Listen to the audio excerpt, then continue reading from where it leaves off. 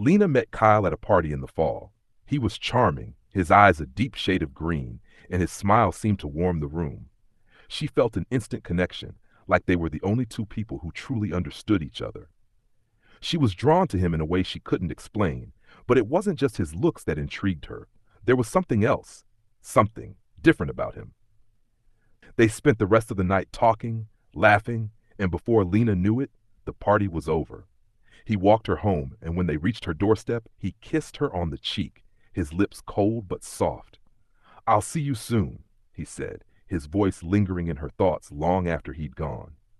Over the next few days, Lena couldn't stop thinking about him. He called her every night, their conversations flowing effortlessly. There was an intensity in his words, a depth that felt almost too much for someone she'd just met. It made her feel special, like she was the only person who mattered. She fell for him, quickly and completely. But as the days passed, things started to feel off. She began to notice that Kyle was always free when she called, no matter the time of day. He'd show up unannounced at her window, smiling that same unreadable smile. Sometimes he'd talk about things that didn't make sense, memories of places she didn't recognize, dreams that seemed too real. His presence was always comforting, but it began to feel suffocating, like he was always watching her, always around. One night she went to his house, wanting to surprise him with dinner. His parents were never home, and when she rang the doorbell, Kyle was there almost immediately, as if he'd been waiting right behind the door. "Hey, I wasn't expecting you," he said, his voice warmer than usual. She noticed his hands were trembling slightly as he took the food from her. The house was eerily quiet.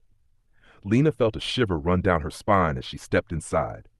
The walls were covered with framed photos of Kyle, each one more haunting than the last.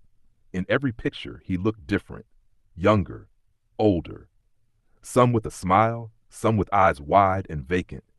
But the most unsettling part was how his eyes never seemed to match the rest of the picture. It was as if he didn't belong in any of them. "Do you mind if I look around?" Lena asked, her curiosity growing. Kyle didn't answer immediately, his smile faltering. "Sure, but be careful," he said, his voice suddenly too sharp. "Some things are better left undisturbed." Lena wandered through the house, her footsteps echoing on the wooden floors. In the corner of the living room, she saw something strange, an old, dusty mirror. It was framed in tarnished gold, and its surface was cracked.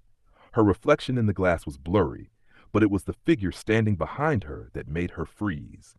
Kyle, he was smiling at her from the mirror, but his eyes were empty, hollow, dark. They didn't look like the Kyle she knew. They looked wrong. Lena turned around quickly, but the room was empty. Kyle was nowhere to be seen. "Lena?"